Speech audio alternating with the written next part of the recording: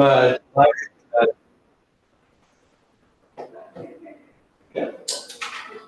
delighted to be here with you today to introduce Stefano Comini, who's going to be talking about cyber insecurity in digital services, the unintended effects of interoperability. I'm a big believer in unintended effects from interoperability, so I'm really, very much looking forward to this presentation. So thanks for coming.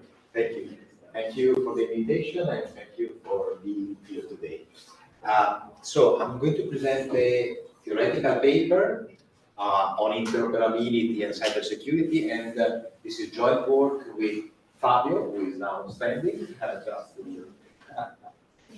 Fabio Manetti from Padua and Alessandro Fedele from the University of Bolzano. So what we do in this paper is a theoretical paper.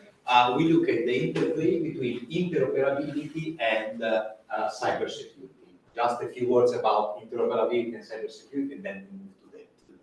So basically, interoperability is the ability of different services, different digital products to work together.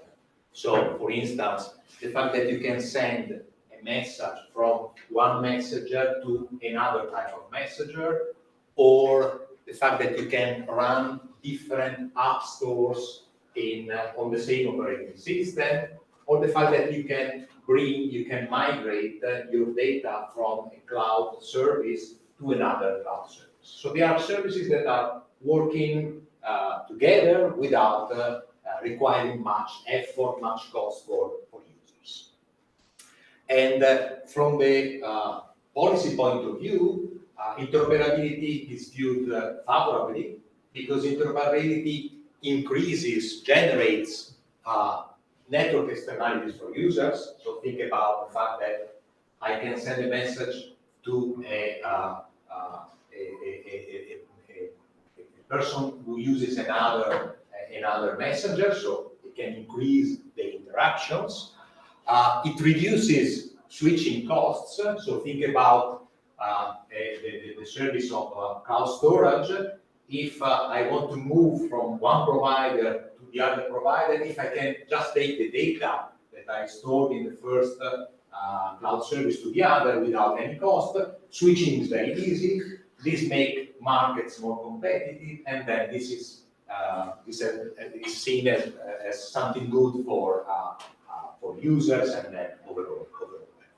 And indeed, there are, at least in the European Union, there are different interventions trying to favor interoperability between digital services, between digital products. The other piece of, let's say, the other pillar of our model is cybersecurity. So cybersecurity, as our lives are moving on the cyberspace, also criminals are moving there, and so cybersecurity has become an increasingly important issue that concerns both firms, public administrations, and individuals.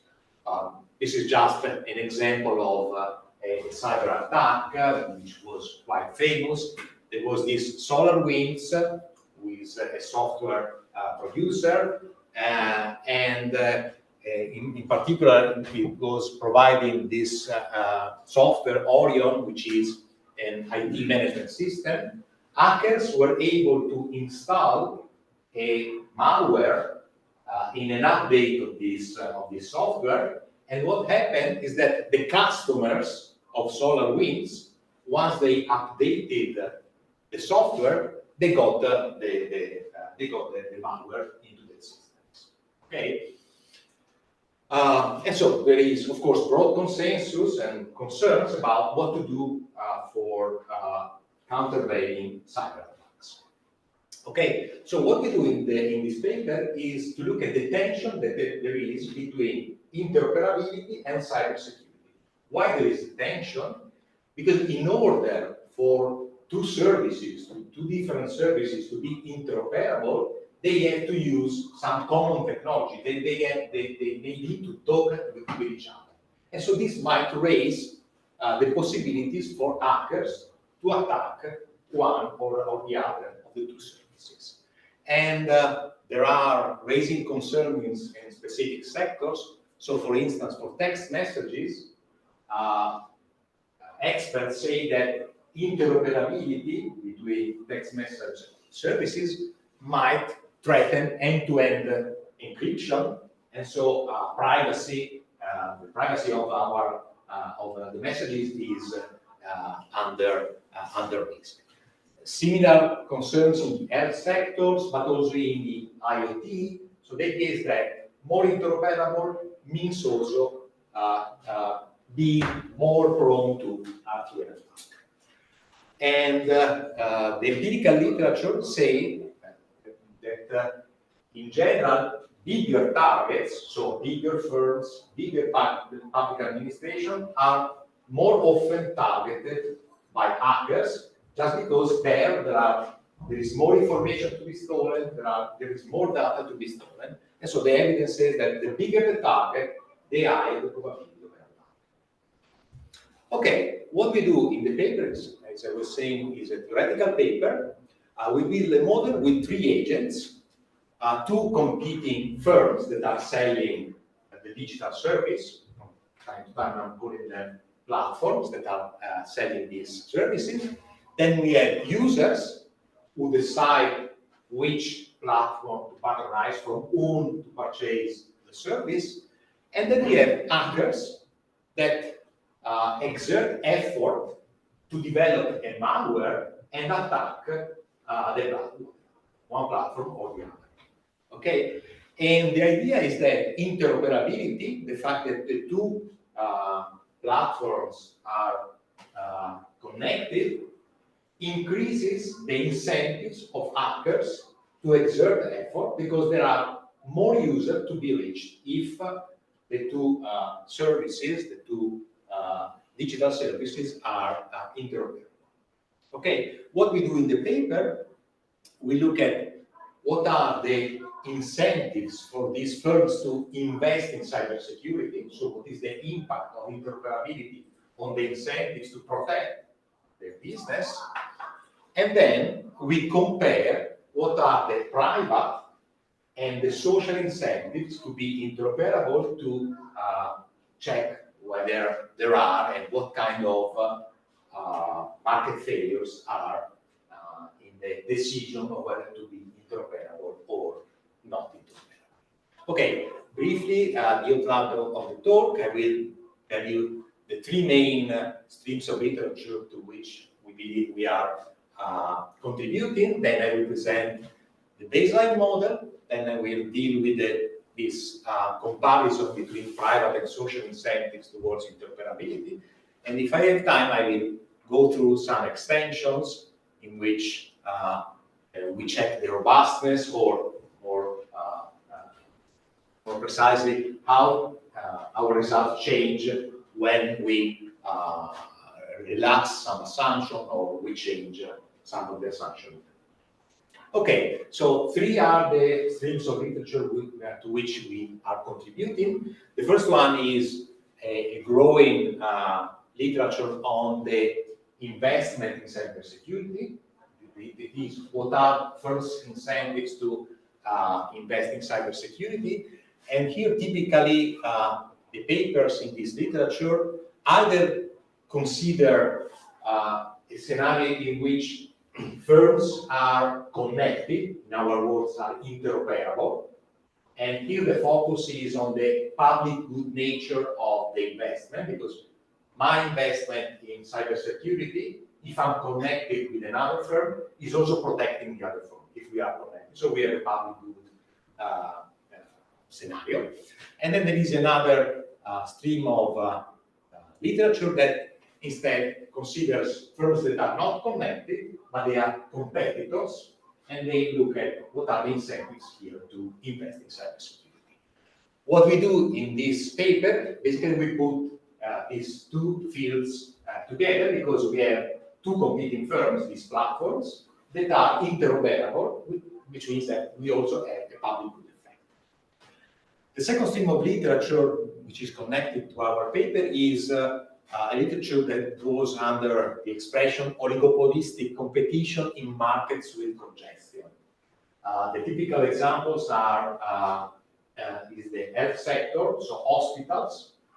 The idea is that the more patient an hospital has, the more congested the service of the hospital because waiting times are longer, and so the worse the service is. Or another series of paper look at ports or airport facilities, and the idea is that the more companies are flying from the airport, the more congested the airport is, waiting times are longer, so there is congestion.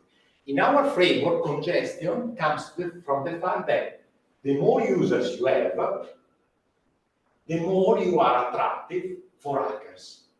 Because hackers know that if they are able to breach you, then they are able to steal a lot of information. So we have a congestion-like case. And the paper which is closer to ours is this De Cormier and Taylor 2024, which focus exactly on cybersecurity. They don't have interoperability. This is the crucial difference. Then the last stream of literature which we, in some sense, we contribute is literature that goes back to the 80s, and it is about compatibility and standardization, for instance, in the telecom industry. And there are some more recent contributions that look at the interplay between interoperability, what we are focusing on, and multi-homing, because a characteristic of digital services is often the case that users do not purchase the service just from one provider, but they purchase from more than one provider. So I have WhatsApp, I have Signal, and I have the normal Messenger. Okay, so here they look at the substitutability between interoperability and multi-homing, but they don't have cybersecurity. Okay, so let's start going a little bit deeper in the model. So as I was saying, there are two firms or platforms that are horizontally differentiated. So the services are differentiated. So they are located at the endpoints of the telling line. They invest in cybersecurity and then compete in prices.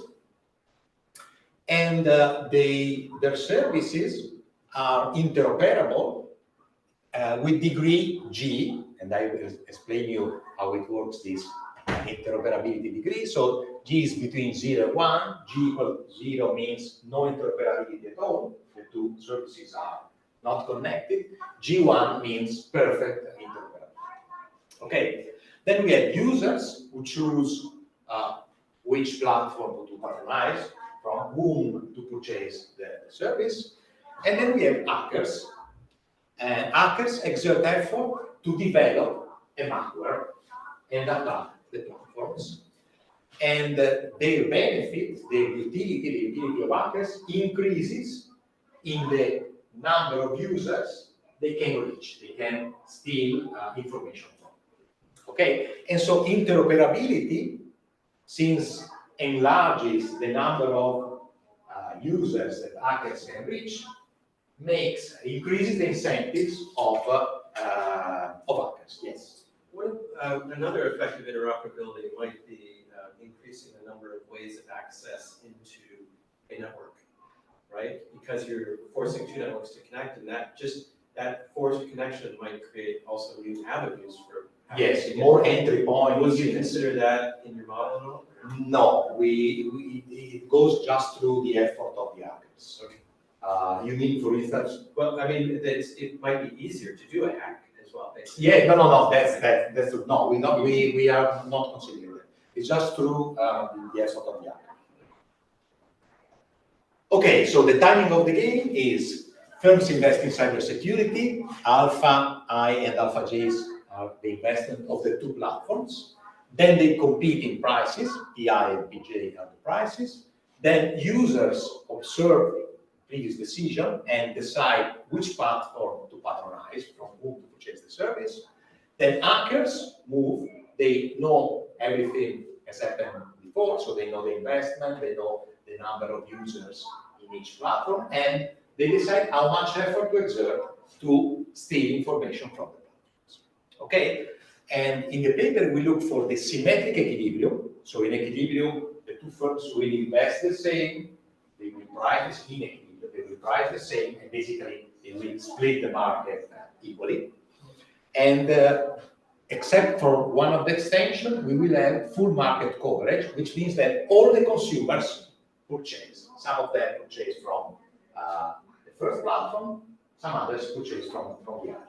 But we are looking for the symmetric equilibrium with full market coverage. Okay, of course, we solve the model by backward induction, so we start from the last stage and then we move backwards till the first stage. Yes. So there is also the consumers have to choose just one.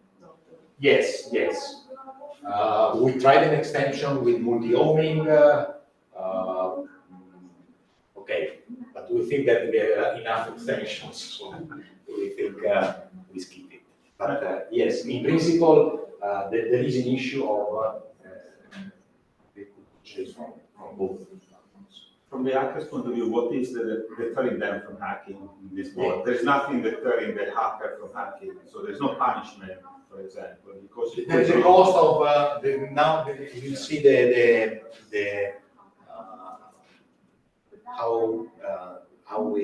what is the utility function of hackers and how they change. Okay, so basically we assume that there are two groups of hackers. One is specialized in attacking the first platform, the other is specialized in attacking the other platform. Okay? And the hackers basically know that if they are able to breach the platform, the payoff that they get depends on how many consumers are on the platform. So now I'm talking about type I hackers that attack platform I. So the payoff that they get is depends on how many users are on the platform. But thanks to interoperability, if they are able to breach platform I, with some probability, which depends on the degree of interoperability, they are able to reach also consumers on the other platform. So the payoff depends on MI plus G and J. MI are the consumers on my platform, let's say, and MJ are the consumers on the other platform. Okay, so interoperability makes an attack targeted to platform I useful to compromise also data on the other platform. So basically, it increases the incentives to develop a very effective malware. Okay, so basically, the maximization problem of hackers is the following. They choose QI. QI is the probability that the attack is successful. In order to maximize what? QI, the probability of success, multiplied by the payoff they get if they succeed, which depends on the number of users they can reach. And they have a cost, okay, a cost which increases in the probability that you want to succeed, and it increases in the level of protection of the platform. Alpha is how much the platform has invested in protection, and the higher the investment, the costlier for hackers to develop, to succeed in attacking the platform. Coming to Franco's point, I don't know if it's correct. We don't model any cost of the code. No. But hackers they live. But that's Russia. Is there any Russia? That's okay. That's all right. They never suffer any pain from it. Which is true actually, Okay, so the probability of success of hackers is negative. Depends negatively on the. This is the optimal choice. Depends negatively on the investment in security and positively on the mass of hackers that can be reached. Okay, and so here is the first driver of distinction between cybersecurity and interoperability. Interoperability stimulates hackers' malicious activities. So they make more effort because they can, the payoff that they get if they succeed is higher. Okay. This effect will provide firms incentives to increase protection just because hackers are more effective, are very much motivated, and so this will provide incentives to invest. Okay, so this QI star, is what we call the probability of an attack is successful. The probability, we call it the probability of a direct attack, meaning that it's an attack that comes from hackers that are good at attacking your platform. But the overall probability that a platform is breached depends on the probability that hackers of type I succeed, but also the probability that hackers on the other platform succeed and then come to my platform. So the overall probability that the platform is breached is the sum of the probability of a direct successful attack plus the probability of an indirect successful attack. That is an attack that comes from the other platform. Okay, so the overall probability of breach is this one. Probability of direct attack and probability of an indirect attack. Okay, what happens here is that there is a public good effect in the sense that this is the, we are focusing on platform I. Okay, if platform J increases the level of protection, this is good for platform I because it reduces indirect attacks. So we have a positive externality generated by the investment in security, and so we have a public good. So interoperability creates a public good, basically. And now interoperability, however, reduces the incentives to invest in security. Why? Because if I invest in security, it's good for me, but I'm also benefiting my competitor. I have a public good effect, and this reduces the incentives to invest. It's a classical effect of a public good. Okay, and so this is what we call driver 2, because when we sum up, we will see that the optimal investment will be driven by several factors. Okay, now, yes. If say you've got a system that's connected with another system in a different company that's a competitor, and you're the one that's hacked, and then they get access to both your sets of data, wouldn't there be reputational damage if you're the one that's hacked? We will have a cost for firms caused by an attack. I don't know if it could be seen as reputational damage. It can be a reputation, or it can be liability, or physical damage of the system. Because wouldn't it create an additional incentive to not be the point of vulnerability? You see what I mean? If you've got two connected ones, you don't want to be the one that's hacked, not just because if you're the one that's hacked rather than the one, then people say, well, it's you're the one that caused the data breach. Yeah, no, I mean, we have reputation, a cost if you are hacked, but it's exogenous. It's not entering the alpha, basically. That's his question. It's not. I mean, it enters the alpha, but it's not. If I'm hacked and you are not, your reputation improves and my reputation worsens. I don't know if it's no, but if you are the one that is causing the attack because you didn't invest, then you get the reputation to be the one that caused the harm on the other. So the cost not on the other. For simplicity, for simplicity, we don't distinguish between the two. We could, but things become a little bit messier, and in order, firms the investment incentives are, if we distinguish between direct attacks and indirect attacks, the investment is more sensitive to direct attacks, the ones you can stop, really. But we don't have it, we could have it, but in a minute we will see how we model the cost for firms. Okay,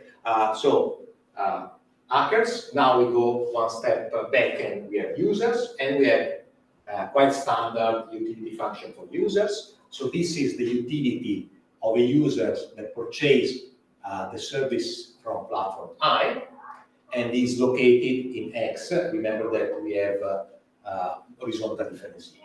Okay, so the utility is a baseline utility, which we assume to be large enough because we are considering full market coverage. Then there are positive network externalities. So the more users are purchasing the same service, the more I can interact with them, and so I generate more network externalities. But since we have interoperability, also from the point of view of the users, there is a positive effect of interoperability because I can interact also with the other users. So think again about the example of the text messaging services. Okay. Then we have delta, which is the damage for users in case of breach. So we have delta multiplied by the probability of breach of platform I. Okay. Then we have the usual transportation cost because we have horizontal differentiation, and then we have the price charged by the firm. Okay. So now interoperability here is positive for consumers because the more interoperable services are, the more users with whom a user can interact. Okay, this I can skip. Now we go, demand function are obtained the usual way. We look for the indifferent consumer, the consumer who is indifferent between purchasing from I and purchasing from J, and then we derive the demand function for platform I and from platform J. Profits are for the platforms now, price multiplied by demand, multiplied by L. L is, if you want, the reputation cost that you pay, that the firm pays in case of breach. Okay, we assume that they pay the same irrespectively of whether there is a direct attack or an indirect attack. We could relax this, but results are messier, but doesn't change that much. And then we have a cost, which of course we assume to be quadratic, to have nice solutions. And this is the cost to invest in security. Okay, because firms invest in security, compete in prices, and then there are consumers and others. Sorry, but that coming back to the question, you are internalizing the reputational damage that the company needs. So yeah, Yes. We don't distinguish between whether they suffer the direct or no, but it doesn't matter. The indirect you don't suffer. If you inherit, because it's caused by another firm, you cannot say this is our direct responsibility. You don't get the reputation. I think this reputation is the one that causes the problem, no? I mean, I think regulation is Right. not really distinguished Yes, from exactly. the other types of. yes, For a consumer, Yeah. you say, it's not clear if you can distinguish whether they came first. But in my place or at my facilities, or they come directly. And there was data, there was reputation. But maybe this is exactly what you're doing there, because it depends on alpha J. So if the other is causing trouble, I still get a reputational damage. Yeah. So you are having that. Yes, I think the point was that you should suffer different reputation costs depending on whether you are the cause of the attack or the other was the cause of the attack. These are, we are not distinguishing, but really for several It can be the same for data. You could also suffer lesser. So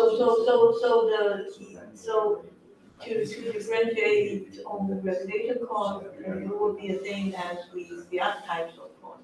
You might also suffer less level of data cost, data loss, Yes. as yes. well as reputation. Okay, so pricing stage. I'm not going into the details, but one thing I have to add. Of course, we derive the reaction functions, the price reaction functions, and we will look at how the investment, my investment, impacts on the competitor's price. Okay?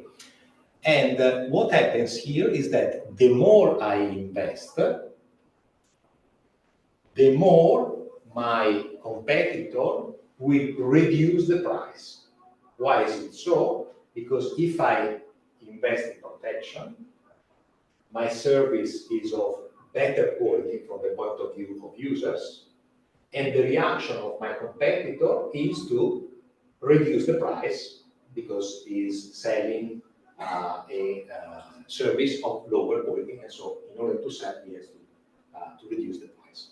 So this is a strategic effect, which is typical of all these models of congestion, the models in the health sector, in the airport, in the case of airport facilities. The typical results that they have is that firms have low incentives to invest in quality, because if they invest in quality, then price competition will be very tough.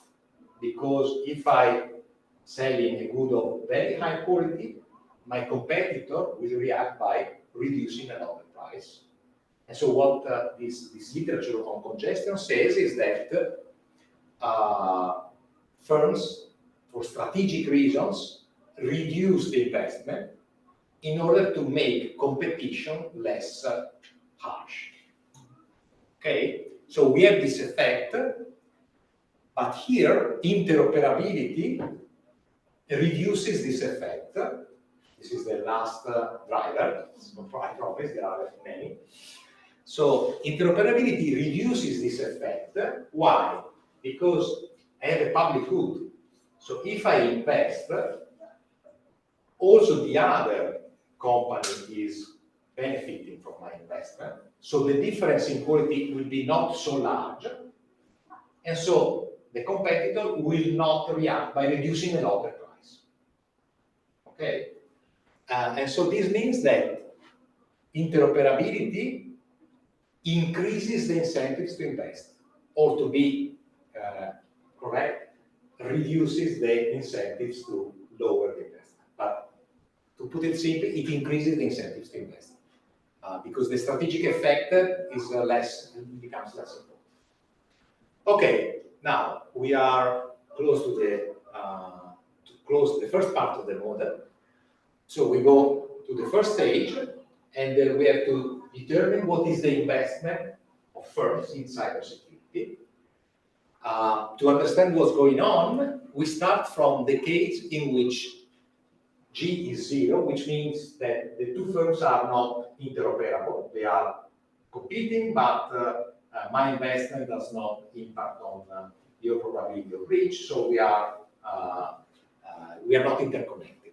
Okay, and what we get is the equilibrium investment given no interoperability, which is what typically is obtained in the literature that I was mentioning before of competition with congestion. Okay, so the optimal investment is a trade-off between two things. On the one side, you want to invest more to lower the probability of suffering the cost L. This is the cost for firms. So the higher this cost, the more incentives you have to invest just to avoid this cost. The cost is the cost in case of breach. And then we have this first term here, which is negative, which reduces the incentives to invest. Okay, and this is the strategic effect that I was mentioning a few minutes ago. Delta is the cost for users. the higher the cost for users, the more you reduce the investment in order to make your competitor nicer and not very aggressive at the pricing stage. Okay, this is the typical result that models with congestion have.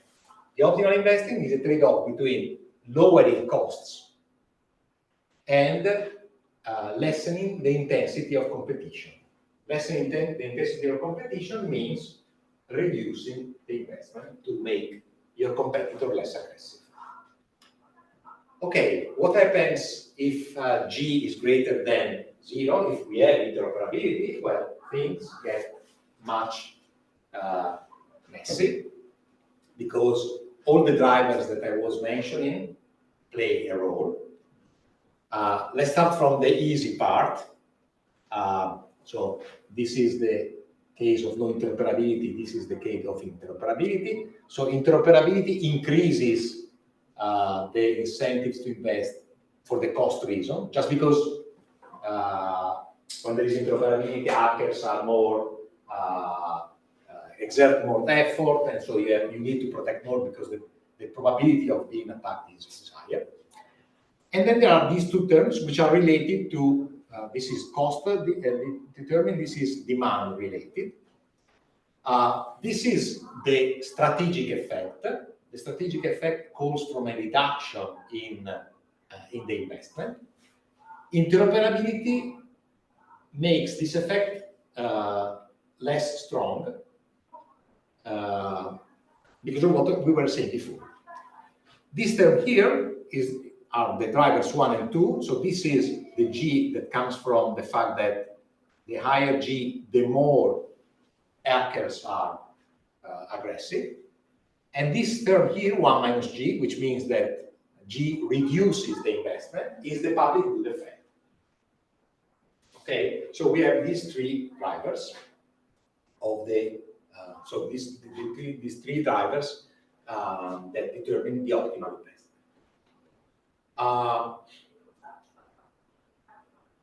What is the comparative statics with respect to G? Well, if the cost for firms is very large, and in particular is larger than the cost for consumers, the cost of the breach, then we have that the investment increases with interoperability.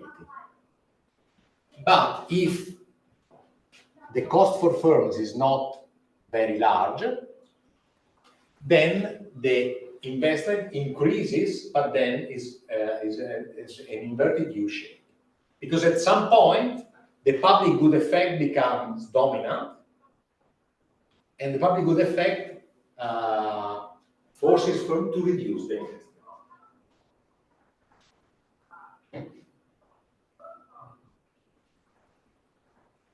There are a lot of things going on here, so I don't know if you were able to follow. This is other comparative static, which is not very important. One last piece of information before moving to the incentives to be interoperable, I have to mention it. This is the equilibrium price, the price that firms are charging in equilibrium once we take into account what is the investment they did. The only thing that is worth mentioning is here, you see theta. Theta is the intensity of the externality for consumers.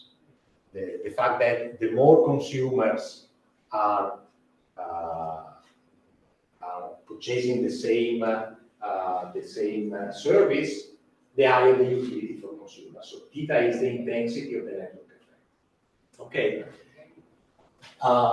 This intensity reduces the price. Why is it so? Because if there are network effects, I want to sell to a lot of users, because this generates value. Because theta is the intensity of network effects, and so the larger is theta, the more I want to have consumers, because it creates value. Okay. However, G reduces this effect. Why is it so? Because with interoperability, consumers are already able to speak with the consumers of the other service. So having a lot of consumers purchasing from you is less important, because still you are generating value through interoperability. So interoperability reduces the need of lowering the price to increase value through network effects. Okay, well, we show that there is, from the social point of view, the optimal investment would be larger, still because we have a public good effect, so we have underinvestment aspect, you know. But we go fast on this. Last thing that I want to tell you, because we have 15 minutes, what we do in the rest of the paper, we compare what are the incentives. So far, G is exogenous, is the level of interoperability. What we do in this last part of the paper and this last part of the presentation, I will ask myself, do firms want to be interoperable? And how does this compare with the desirability of interoperability from the welfare point of view? Okay, so we compare private and social incentives to be interoperable. Since, as you've seen, investments are quite ugly, and in terms of how they change with G, we are not able to characterize the optimal level of interoperability from the private point of view, neither from the social point of view. And then what we do is something a little bit different. We compare basically profits when there is no interoperability with profits when there is a certain degree of interoperability greater than 0. And we say that private incentives, there are incentives for firms to become interoperable when profits are larger with interoperability than without interoperability. And we do the same for the social point of view. We compare social welfare with no interoperability with social welfare with some degree of interoperability. And we say that interoperability is good from the social point of view if social welfare is higher when G is greater than 0. Okay, and we have some analytical results which are not very worth going into detail. So I will show you the determinants, and then I will show you the result of one simulation. Then I think we can go to the conclusions. So these are the incentives for firms to become interoperable. So firms prefer interoperability rather than no interoperability when this term here is greater than 0. And this term here, this expression here, is how revenues change when you have interoperability rather than not having interoperability. What is the change in the cost for firms in case of breach? So, and is 12 because we have two firms. So we are looking at the industry profits. And so we have to take into account the difference in the probability of breach when there is interoperability and when there is no interoperability. And there is the change in the investment costs.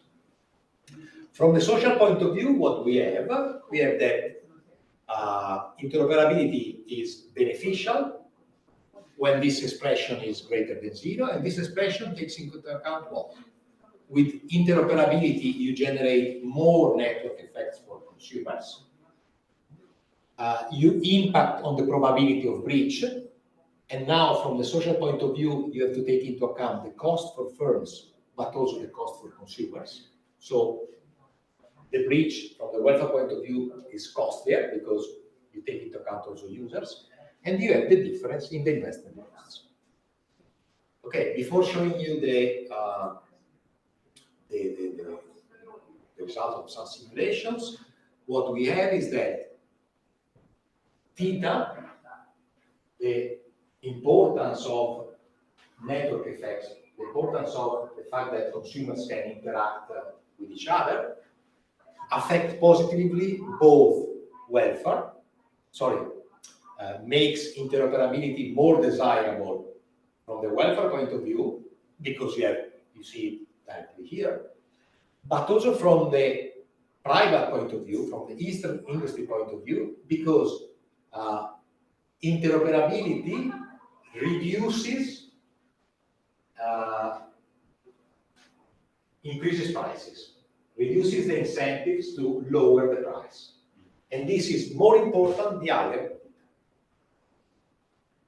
other things that happen is that, of course, the private incentives depend on prices, while social incentives do not, because prices just cancel out, basically.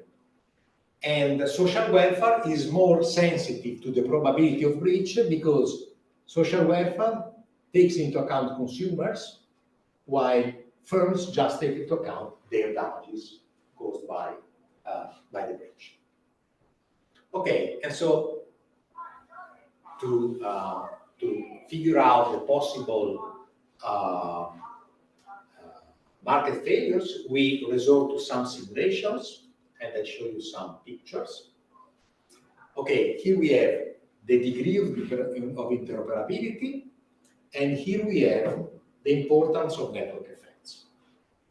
Okay, the red region says that neither from the social nor from the industry point of view, interoperability is beneficial. The blue part here, of course, when theta is very large, and interoperability is both socially and privately desirable. The intuition is that if theta is large, you generate a lot of value with interoperability, and so it's good to have interoperability. The green part here is where social incentives and private incentives are not aligned, in the sense that from the social point of view, it would be good to have interoperable services, while from the private point of view, it's not beneficial for firms. Okay. You have 4 colors there, no? Yes, because the next one has colors. Okay. Why do these misalignment occurs? Well, of course, for different reasons.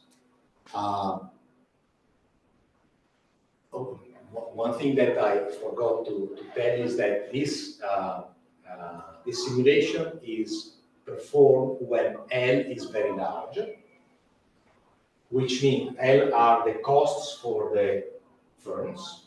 So if L is large, firms invest a lot, because if they are breached, then the damage for them is very, very large. So the public good effect here is not very important, because the cost effect is not. Okay, and so we have that social incentives are larger than private incentives when theta, in this region here, for instance, when theta is large, which means that you generate a lot of network effects, and this implies that it's good for society to have interoperability. It's not profitable for firm because G is small, and so the benefit that you have with interoperability, the benefit is you reduce price competition, is little, and so it makes no sense for firms to be interoperable. Interoperability is good also here, when G is large and theta is small, and here is socially beneficial, because here with large G, firms invest really a lot in protection, and this more than compensates the activity of hackers. So overall, there is a reduction in the probability of hacking. Okay, I think that I'll give you a lot of information. I think just very quickly, if L is small, then the public good problem becomes more important, and you could have the fourth color here, which means that private incentives are larger than social incentives. So in a sense, there is too much interoperability. Again, the driver is what happens to the equilibrium, to the price. Okay, just to tell you what we do in the extensions. In the extension, we consider the case in which not all consumers care about cybersecurity. They just ignore that there is the possibility that their data is stolen. So what happens in this case? And here we are able to derive basically the model nearly to the end. And what we do in the paper, we compare what is the change in the incentives to be interoperable between the baseline and the case in which you have some consumers that ignore the risk of being. Okay, then we have a model in which we, in the baseline, we have firms that choose the investment, then competing prices, and then consumers, and then hackers. Well, but many of these services are not, let's say, are not sold, are for free, and the business model of the platform is giving the good for free, the service for free, but getting revenues through advertising. And so we check what happens if instead of having a business model in which firms provide a service for a positive price, what happens if they provide a service for free and they get revenues from advertising, and they get revenues proportional to the number of users, because more users, the more precious is advertising. Okay, and again here we compare what are the incentives to be interoperable privately and from a social point of view, and what is the change compared with the baseline. Okay, and then we have the last extension in the paper. What happens if the market is not fully covered? What I told you so far, we have that all consumers purchase one unit of the good. What happens if there is also an effect of enlarging or reducing the size of the market? How results change?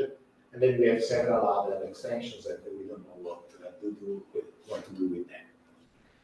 Okay, so just a very quick tentative of conclusions. So the basic idea of the model is that interoperability can make cyber attacks more savvy. In our setting is through the fact that hackers are more motivated because they can reach more users. Another possibility could be just saying that in order to be interoperable, you have to lower, you have to make life easier for consumers, for hackers. But we have this type of, our effects go through hackers. We model this setting in a setting which is a congestion-like framework. So the more users, the more hackers, and therefore the service becomes of lower quality. And what we point out, I think one contribution of the paper is also to point out what are the effects of interoperability on the incentives to invest in security. And what we do in the paper, we show that there are several avenues through which interoperability impacts on the incentives to invest. The strategic effect, the public good effect, the fact that if hackers are more active, you need to invest. And then regarding the desirability of interoperability, what we show is that it depends on several aspects. Well, I was a little bit quick in the presentation. Depends on the business model, whether you are selling the good at a positive price or you are funded. Depend on the extent of network externality. Depend on the level of sophistication of consumers, whether they care about cybersecurity or not, depending on how many of them care about cybersecurity, and depends also on the damages incurred by the firms. Okay, the general message can be, if network, which is very intuitive, if network effects are very strong, if this theta is very large, then interoperability is good, both from the social and from the private point of view.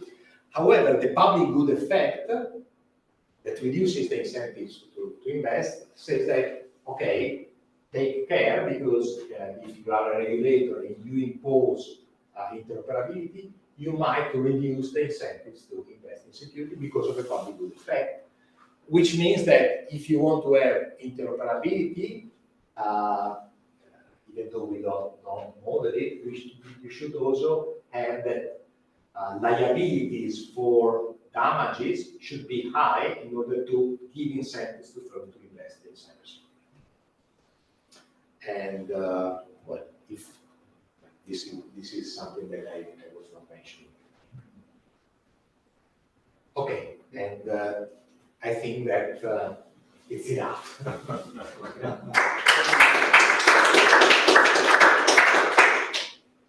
Thank you very much, Stefano. Any comments or questions?